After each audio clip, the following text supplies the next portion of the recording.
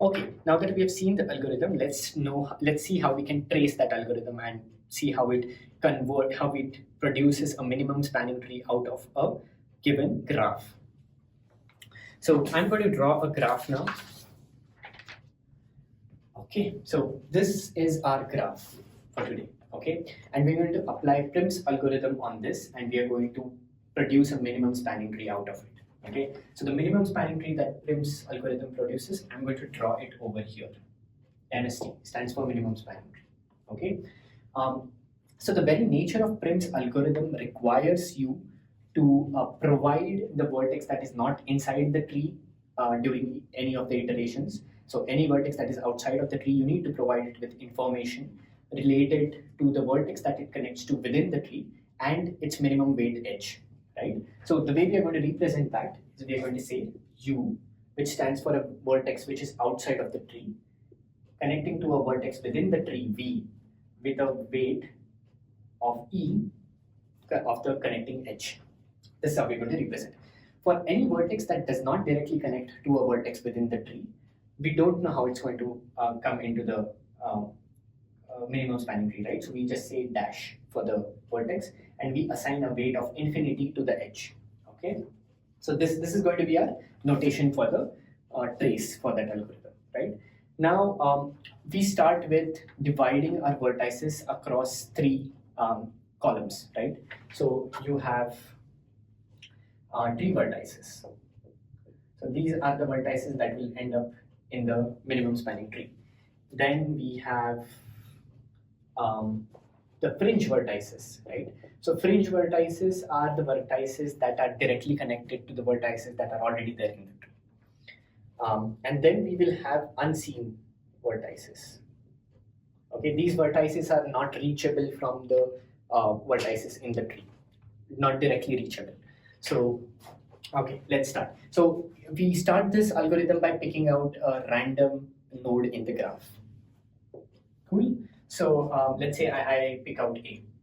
It's the starting node, so we don't have any node in the tree before this, and there is no edge connected to it, right? So how does our minimum spanning tree look at the beginning? It looks like this. This is the first step, just A. Okay, then we'll look at what fringe vertices exist in this graph, right? So from A, you can reach directly to B, F, and T. And the edges that connect those vertices which have the minimum weights, we'll write them down here, right? So you can reach B through A with a weight of 3. You can reach F through A with a weight of 5. You can reach E through A with a weight of 6. Okay, C and D are not reachable directly from A, so we just say dash infinity. Okay, so that's our first iteration. From this iteration, what we can do is we can figure out which is the minimum weight edge. You can see that B connection to B from A with a weight of 3 is the minimum weight edge. So we add that into our tree, right?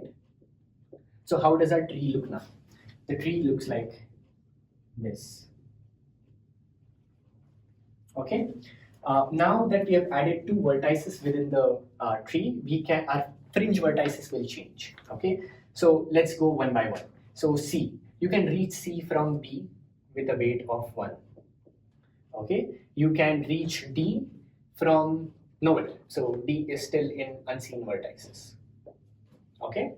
And then you can reach E from A with a weight of 6, and you can reach F from B. Now earlier you see we were able to reach F from A with a weight of 5, but you can also reach F from B with a weight of 4. So we're going to choose that. So we can reach F from B with a weight of 4. Now you look at all of the fringe vertices that you have and you add the lowest one to the next step, right? So you add C, B, 1.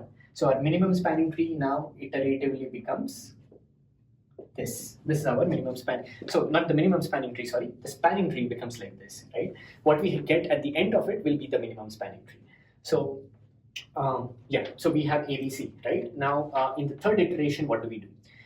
We have 3 vertices. Our fringe vertices are again going to change. So let's look at D. So D, which was invisible up until now, is now visible, right? And how can you reach D? You can reach from C. So you will say D from C with a weight of 6, and then E still remains the same. It will be E from A with a weight of 6, and F from B with a weight of 4.